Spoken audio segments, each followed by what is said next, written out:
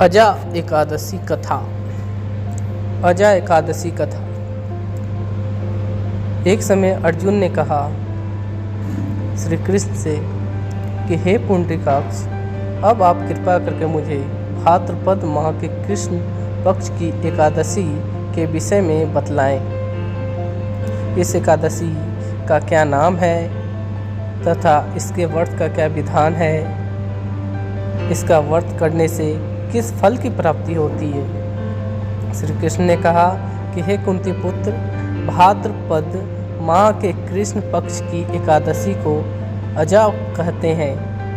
इसका व्रत करने से सभी पाप नष्ट हो जाते हैं। जो मनुष्य इस दिन श्रद्धापूर्वक भगवान का पूजन करते हैं उसके सभी पाप नष्ट हो जाते हैं। यह लोक और परलोक में मदद करने वाले इस एकादशी व्रत के समान संसार में दूसरा कोई व्रत नहीं है।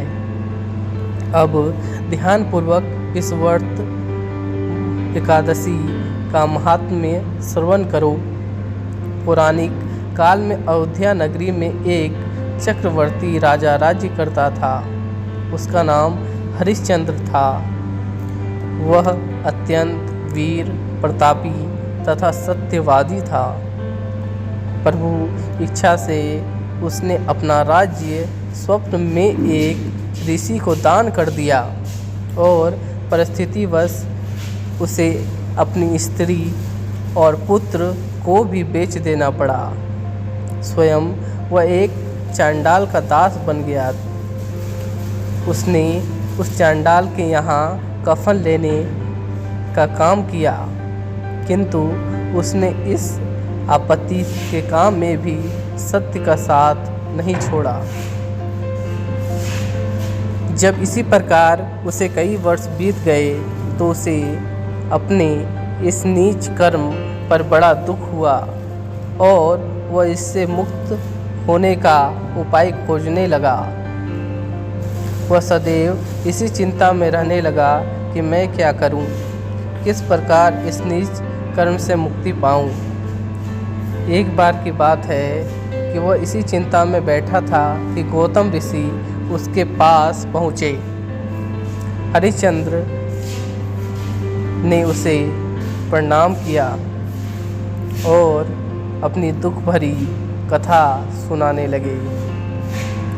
राजा हरिश्चंद्र की दुख भरी कहानी सुनकर महर्षि गौतम भी अत्यंत दुखी हुए और उन्होंने राजा से कहा कि हे राजन, भादों के कृष्ण पक्ष की एकादशी का नाम अजा है। तुम उस एकादशी का विधान पूर्वक व्रत करो तथा रात्रि को जागरण करो। इससे तुम्हारे सभी पाप नष्ट हो जाएंगे।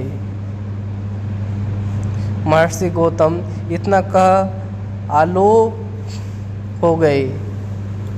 अजा नाम की एकादशी आने पर राजा हरिश्चंद्र ने महर्षि के कहे अनुसार विधिपूर्वक उपवास तथा रात्रि जागरण किया।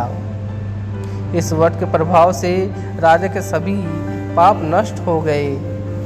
उस समय स्वर्ग में नगाड़े बजने लगे तथा पुष्पों की वर्षा होने लगी। सबने अपने सामने ब्रह्मा, विष्णु, महेश तथा देवेंद्र आदि देवताओं को खड़ा पाया। उसने अपने मृतक पुत्र को जीवित तथा अपनी पत्नी को राजसी वस्त्र तथा आभूषण से परिपूर्ण देखा। व्रत के प्रभाव से राजा को पुनः अपने राज्य की प्राप्ति हुई। वास्तव में एक ऋषि ने राजा की परीक्षा लेने के लिए यह सब कौतुक किया था, परंतु अजा एकादशी के व्रत के प्रभाव से ऋषि द्वारा रची गई सारी माया समाप्त हो गई और अंत समय में हरिश्चंद्र अपने परिवार से ही स्वर्गलोक को चले गए। हे राजन, यह सब अजा एकादशी का ही व्रत का प्रभाव था। जो मनुष्य इस उपवास को विधान पूर्वक करते हैं तथा रात्रि जागरण करते हैं उसके सभी पाप नष्ट हो जाते हैं और अंत में वे स्वर्ग को प्राप्त करते हैं। इस एकादशी व्रत की कथा के श्रवण मात्र से ही अश्वमेध यज्ञ के फल की प्राप्ति होती है। मनुष्य को भगवान के प्रति श्रद्धा रखना चाहिए। जटिल परिस्थितियों में भी मनुष्य सत्य का मार्ग नहीं छोड़ते, वे अंत में स्वर्ग को जाते हैं। सत्य की परीक्षा जटिल परिस्थितियों में ही होती है।